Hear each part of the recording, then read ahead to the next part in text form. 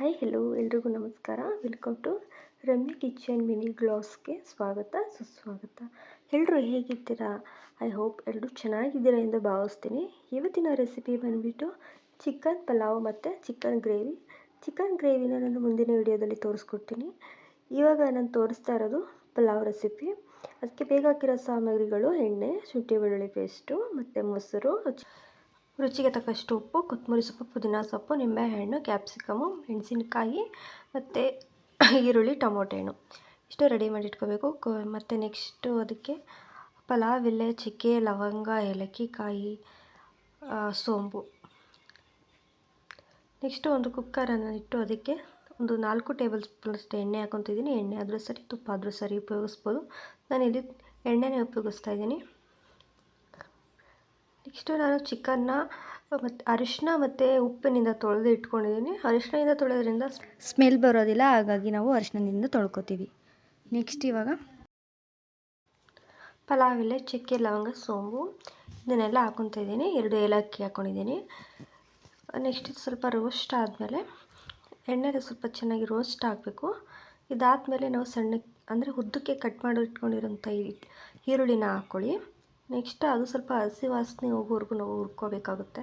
ನಾವು ಅದಕ್ಕೇ ಮಸಾಲೆ ಹಾಕೋದ್ರಿಂದ ಚೆನ್ನಾಗಿ ಬರೋಲ್ಲ ಪಲಾವು. ಚೆನ್ನಾಗಿ ಅದು ಒಂದು ಅರ್ಧ ಬೇಯಬೇಕು. ಅದು ಹಸಿ ವಾಸನೆ ಹೋಗೋವರೆಗೂ ನಾವು ಹುರ್ಕೊಂಡು ನಂತರ ಅದಕ್ಕೆ ನಾವು ಶುಂಠಿ ಬೆಳ್ಳುಳ್ಳಿ ಪೇಸ್ಟನ್ನು ಹಾಕ್ಕೋಬೇಕು. ನೆಕ್ಸ್ಟು ಅದು ಚೆನ್ನಾಗಿ ಅದರಲ್ಲಿ ಎಣ್ಣೆಯಲ್ಲಿ ಫ್ರೈ ಆಗಬೇಕು, ಇಲ್ಲಾಂದರೆ ಚೆನ್ನಾಗಿ ಬರೋಲ್ಲ ಪಲಾವು. ನಾವು ಎಣ್ಣೆಲಿ ಎಷ್ಟು ಚೆನ್ನಾಗಿ ರೋಸ್ಟ್ ಮಾಡ್ತೀವೋ ಅಷ್ಟು ಚೆನ್ನಾಗಿ ರುಚಿಯಾಗಿ ಬರುತ್ತೆ. ನಂತರ ಅದು ಚೆನ್ನಾಗಿ ಅದು ಫ್ರೈ ಆಗಲಿ.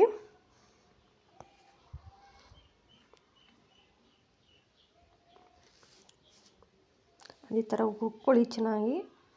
ನೆಕ್ಸ್ಟ್ ಅದಕ್ಕೆ ಧನಿಯಾ ಪುಡಿ, ಅಚ್ಕಾರದ ಪುಡಿ, ಗರಂ ಮಸಾಲ ಮತ್ತು ಚಿಟಿಕೆ ಅರಿಶಿನ ತೊಗೊಂಡಿದ್ದೀನಿ.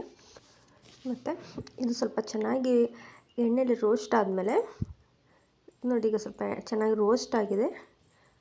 ನಾವೀಗ ಖಾರದ ಪುಡಿನ ಹಾಕ್ಕೊಳ್ಳೋಣ. ಅಚ್ಕಾರದ ಪುಡಿ, ಧನಿಯಾ ಪುಡಿ, ಗರಂ ಮಸಾಲ, ಅರಿಶಿನ ಪುಡಿನ ಇದು ಎಣ್ಣೆಗೆ ಹಾಕೋದ್ರಿಂದ ತುಂಬಾ ಕಲರ್ ಬಿಡುತ್ತೆ ಮತ್ತು ತುಂಬ ರುಚಿಯಾಗಿ ಕೂಡ ಇರುತ್ತೆ. ನೀವು ಒಮ್ಮೆ ಟ್ರೈ ಮಾಡಿ. ನನಗೂ ಗೊತ್ತಿರಲಿಲ್ಲ, ತಿಳ್ಕೊಂಡೆ. ನೋಡಿ ಇಷ್ಟು ಕಲರ್ ಹೇಗೆ ಒಂಥರ ಕೆಂಪು ಕಲರಾಗಿ ಆಗಿದೆ. ಹಾಗೆ ನಾವು ಮಸಾಲೆ ಹಾಕೋದ್ರಿಂದ ಚೆನ್ನಾಗಿ ಬರೋದಿಲ್ಲ. ನೆಕ್ಸ್ಟು ನಾವು ಪುದೀನ ಸೊಪ್ಪು, ಕೊತ್ತಂಬರಿ ಸೊಪ್ಪನ್ನ ಕಟ್ ಮಾಡಿಕೊಂಡು ತೊಳ್ಕೊಂಡು ಇಟ್ಕೊಂಡಿದ್ವಿ. ನಂತರ ಅದನ್ನು ಹಾಕ್ಕೊಂಡು ಅದನ್ನು ಸ್ವಲ್ಪ ಚೆನ್ನಾಗಿ ಎಣ್ಣೆಯಲ್ಲಿ ಫ್ರೈ ಮಾಡ್ಕೋಬೇಕು. ಅದು ಚೆನ್ನಾಗಿ ಅದನ್ನು ಫ್ರೈ ಆದಮೇಲೆ ನಾವು ಹೀಗೆ ಹಂತ ಹಂತವಾಗಿ ನಾವು ಅಡುಗೆನ ಮಾಡ್ತಾ ಬಂದರೆ ಖಂಡಿತವಾಗ್ಲೂ ರುಚಿ ಕೊಡುತ್ತೆ. ನೆಕ್ಸ್ಟು ನಾವು ಟೊಮೊಟೊನ ಸಣ್ಣದಾಗಿ ಕಟ್ ಮಾಡ್ಕೊಂಡಿರ್ತೀವಲ್ಲ ಅದನ್ನು ಹಾಕ್ಕೋಬೇಕು. ಅದು ನಾನು 2 ಟೊಮೊಟೊನ ತೊಗೊಂಡಿದ್ದೀನಿ. ಇದು ಸ್ವಲ್ಪ ಚೆನ್ನಾಗಿ ಎಣ್ಣೆಲೆ ಸ್ವಲ್ಪ ಮೆತ್ತಗೆ ಬೇಯಬೇಕು. ಸಾಫ್ಟಾಗಿ ಬೆಂದಾದಮೇಲೆ ನೆಕ್ಸ್ಟು ನಾವು ಮೆಣಸಿನ್ಕಾಯಿನ ಹಾಕ್ಕೊತಾ ಇದ್ದೀನಿ. ಕ್ಯಾಪ್ಸಿಕಮ್ ಮತ್ತು ಹಸಿಮೆಣಸಿನ್ಕಾಯಿನ ಉದ್ದಕ್ಕೆ ಕಟ್ ಮಾಡ್ಕೊಂಡಿದ್ದೀನಿ. ಇದನ್ನು ಹಾಕೋದ್ರಿಂದ ತುಂಬಾ ರುಚಿ ಕೊಡುತ್ತೆ, ತುಂಬ ಟೇಸ್ಟಾಗಿ ಕೂಡ ಇರುತ್ತೆ.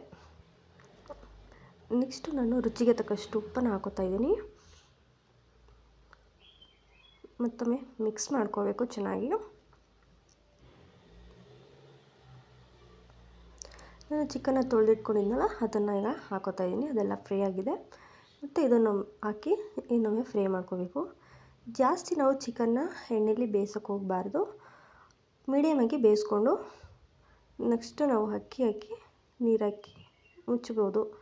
ನಾವು ಜಾಸ್ತಿ ಬೇಯಿಸ್ಕೊಳ್ಳೋದ್ರಿಂದ ಎಣ್ಣೆಯಲ್ಲಿ ಅದು ತುಂಬ ಗಟ್ಟಿ ಆಗಿಬಿಡುತ್ತೆ, ತಿನ್ನೋಕ್ಕೆ ಚೆನ್ನಾಗಿರಲ್ಲ. ನೆಕ್ಸ್ಟು ನಾನು ಮೊಸರನ್ನ ಹಾಕೋತಾ ಇದ್ದೀನಿ ಇಲ್ಲಿ. ಮೊಸರು ಹಾಕೋದ್ರಿಂದ ಮಾತ್ರ ತುಂಬಾ ಸಖತ್ತಾಗಿ ಟೇಸ್ಟ್ ಕೊಡುತ್ತೆ. ನೀವೊಮ್ಮೆ ಟ್ರೈ ಮಾಡಿ. ನಿಜವಾಗ್ಲೂ ಪಲಾವ್ ತುಂಬಾ ಚೆನ್ನಾಗಿರುತ್ತೆ. ನೀವು ಒಂದು ಸಲ ಟ್ರೈ ಮಾಡಲೇಬೇಕು. ನನಗೂ ಗೊತ್ತಿರಲಿಲ್ಲ, ನಮ್ಮ ಮನೆಯವ್ರು ಹೇಳ್ಕೊಟ್ರು. ತುಂಬಾ ರುಚಿಯಾಗಿರುತ್ತೆ. ಈಗ ನೋಡಿ, ಈಗ ಅರ್ಧ ಬೆಂದಿದೆ ಇದು. ನೋಡಿ ಎಷ್ಟು ಚೆನ್ನಾಗಿ ಎಣ್ಣೆ ಎಲ್ಲ ಬಿಟ್ಟಿದೆ. ಈ ರೀತಿ ಫ್ರೈ ಆಗೋವರೆಗೂ ನಾವು ಚೆನ್ನಾಗಿ ಹುರ್ಕೋಬೇಕು. ನಾವು ಈ ಥರ ಫ್ರೈ ಮಾಡದೆ ನಾವು ಪಲಾವನ್ನ ಮಾಡಿದ್ರೆ ಇದು ಚೆನ್ನಾಗಿ ಬರೋದಿಲ್ಲ. ನೋಡಿ, ಈಗ ಅರ್ಧ ನಿಂಬೆಹಣ್ಣು ಹಾಕ್ಕೊತಾ ಇದ್ದೀನಿ. ನೋಡಿ ಈ ಥರ ಎಲ್ಲ ಎಣ್ಣೆ ಎಲ್ಲ ಬಿಟ್ಟಿದೆ. ತುಂಬಾ ರುಚಿಯಾಗಿರುತ್ತೆ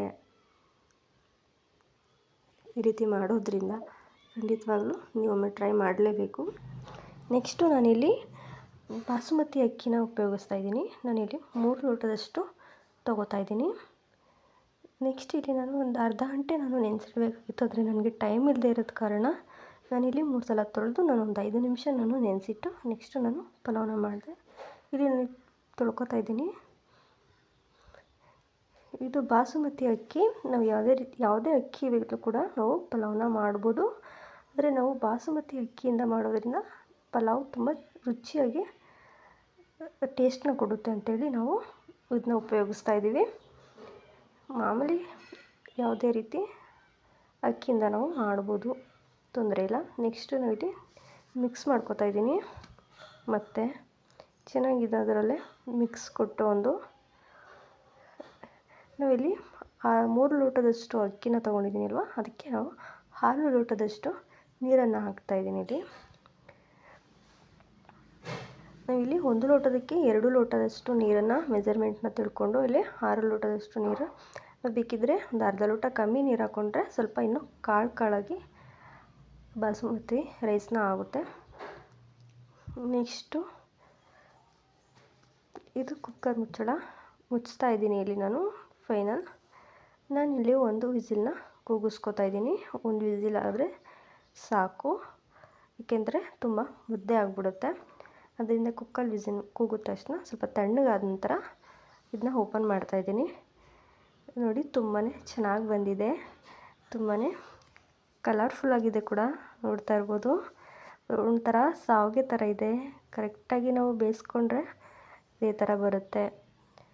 ನೆಕ್ಸ್ಟು ನಾನಿಲ್ಲಿ ಕ್ಯಾರೆಟು, ಈರುಳ್ಳಿ, ಟೊಮೊಟೊ,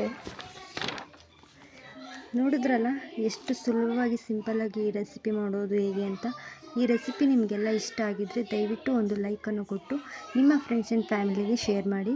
ಹಾಗೆ ಮುಂದಿನ ವಿಡಿಯೋದಲ್ಲಿ ನಾನು ಮತ್ತೊಂದು ರೆಸಿಪಿಯೊಂದಿಗೆ ನಿಮ್ಗೆಲ್ಲರಿಗೂ ಸಿಗ್ತೀನಿ. ಅಲ್ಲಿವರೆಗೂ ಟಾಟಾ, ಬಾಯ್, ಟೇಕ್ ಕೇರ್.